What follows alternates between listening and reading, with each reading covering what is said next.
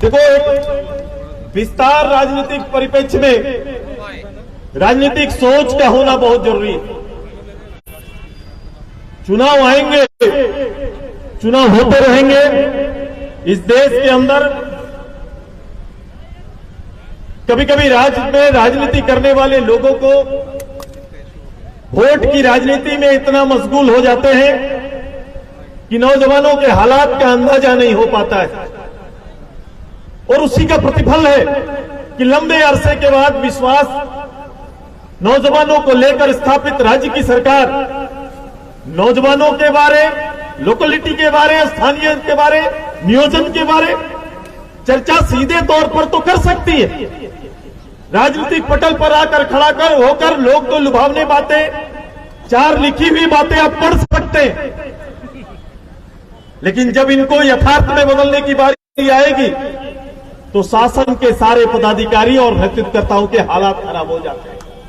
और आज वही दशा आज है कि आपने कभी भी इन बातों से पीछे, चूंकि आपने व्यक्तिगत रूप से सोचा नहीं, नेतृत्व ने कभी भी इसकी एक मुट्ठी भर समय निकाल कर चिंता नहीं की है।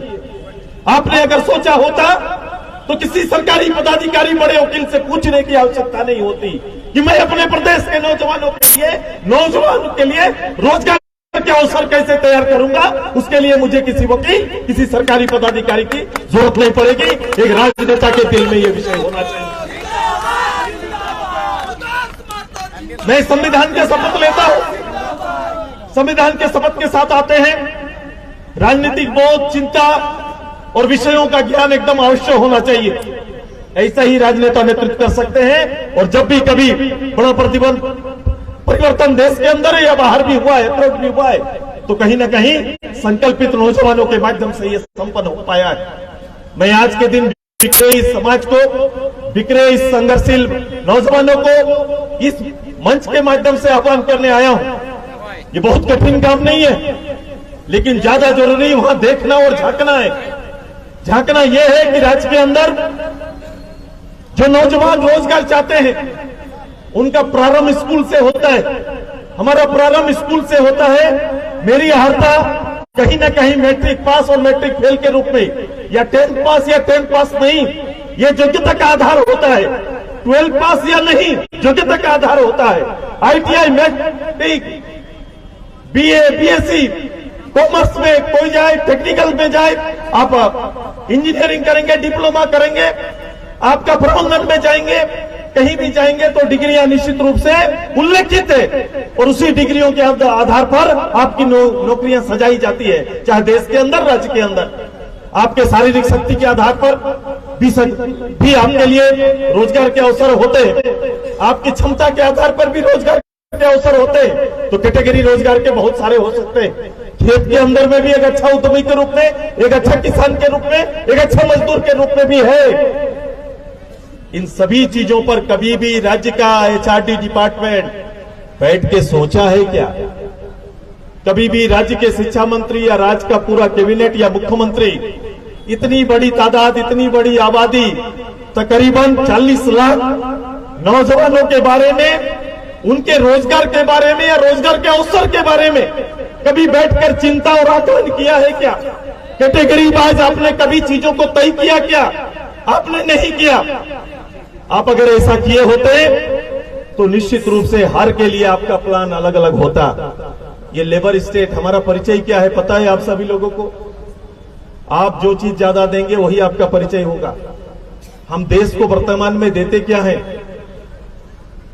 लोग कहते हैं कि खान संपदा पर मेरी भागीदारी ज्यादा है, मैं इस देश को समर्पित करता हूं। निश्चित रूप से ये आपका है, लेकिन उससे भी ज्यादा आप देश को देते हैं, लेबर देते हैं। पूरे भारतवर्ष में कोने कोने पर कहीं भी चले जाइए, हिमालय से लेकर कन्याकुमारी तक, कहीं भी रेजा और कूली का काम करते हुए कोई दिखाई देगा तो 10 में से 3 झारखंडी आपको दिखाई देगा। यही मेरा परिचय बना। ये सच्चाई है, ये छोटू, ये सच्चाई और हकीकत है। अब इसके ऊपर हमें गर्व करना चाहिए कि शर्मसार होना चाहिए? ये दोनों चिंता का विषय है कि मैंने जिसको भेजा उसका कोई डाटा नहीं है गवर्नमेंट के पास। अगर ये प्रबंधित रूप से जाता कि मैं लेबर सप्लाई कर रहा हूं। ये डाटा अगर मेरे निबंधन के श्रम विभाग में होता कि मैंने पूरे देश में पूरे 28 राज्य के अंदर में अपने ट्रेंड श्रमिकों को भेजने का काम किया, ऐसा किसी निबंधन कार्यालय में किसी श्रमिक का निबंधन नहीं मिलेगा आपको। इसी का प्रतिफल है कि देश के बाहर भी और भीतर भी हर दूसरा दिन कोई ना कोई हमारे जैसे नौजवानों का, आपके जैसे नौजवानों का लाश घर पहुंचता है। क्योंकि उसकी कोई सूचना गवर्नमेंट के पास नहीं है, वो अपने किस्मत से जाता है और अपने किस्मत से वापस आता है। यही परिचय हमारा प्रदेश का है और इसी परिचय के साथ आज हमारा देश, पूरा भारत हमारी ओर देखता है।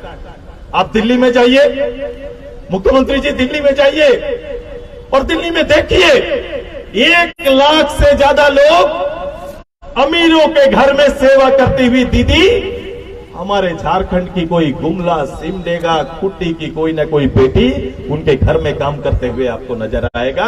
यही प्रदेश का सच्चाई है, वही प्रदेश की हकीकत है।